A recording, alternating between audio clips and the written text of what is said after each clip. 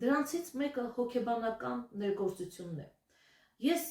դեմ չեմ որևէ հոգեբանության, որևէ հոգեբանի։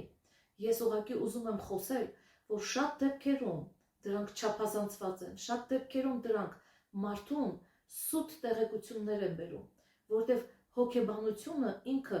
մարդկային գիտություն է, իսկ մարդկային գիտությունը չի կարող մարդուն փրկել, կամ մեկ փրկիչ եւ մեկ միջնորդ, դա մարդացած Աստված է։ Ես մի քանի բաներ ասեմ հոգեբանների։ Այսօր շատ թրենդային է, մոդեռն է, ժամանակակից է,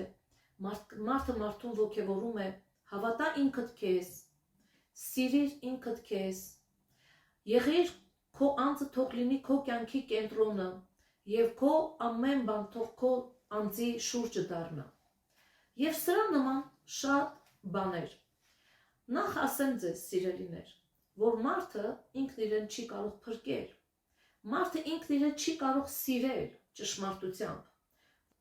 Աստվածաշունչը ասում է, եւ Աստված այնպես սիրեց աշխարհը, այսինքն մարդուն այնքան շատ սիրեց, որ մինչև անգամ իր միածին որդուն տվեց, որ ով որ հավատա նրան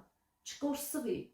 այլ կյանք ունենա, որը չի վերջանում։ Ամեն կորսված մարդն է փնտրում իր եսը եւ լավ է անում, թող փնտրի, բայց դու ասեմ քեզ, ճշմարտությունը այս է, որ դու ինքդ քեզ կգտնես միայն Քրիստոսի մեջ։ Ճշմարիտ եսը գտնվում է Քրիստոսի մեջ։ Հիսուսը հայտարարեց ու ասեց. Ես եմ ճանապարհը, ճշմարտությունը եւ կյանքը։ Մենք ոչ մի ճանապարհ էլ չունենք այս կյանքում ինքս ինձ հասնելու համար։ Դու քեզ հասնելու համար ոչ մի ճանապարհ չկա։ Միակ ճանապարհը Քրիստոսն է։ Ես եմ ճշմարտությունը, Հիսուս ասաց։ Այսինքն դու քեզ կգտնես միայն ճշմարտության միջոցով եւ ոչ թե հոգեբանների միջոցով։ Եվ ասեց ես եմ կյանքը, դու կյանք կունենաս միայն Քրիստոսով։ Եվ նա է ստեղծել քեզ, Հայրը Հիսուսով ստեղծել է քեզ եւ քո մեջ դրել է մի պարապություն, եւ այդ պարապությունը, այսինքն դատարկ մի տեղ, որ իր Աստծո տեղն է,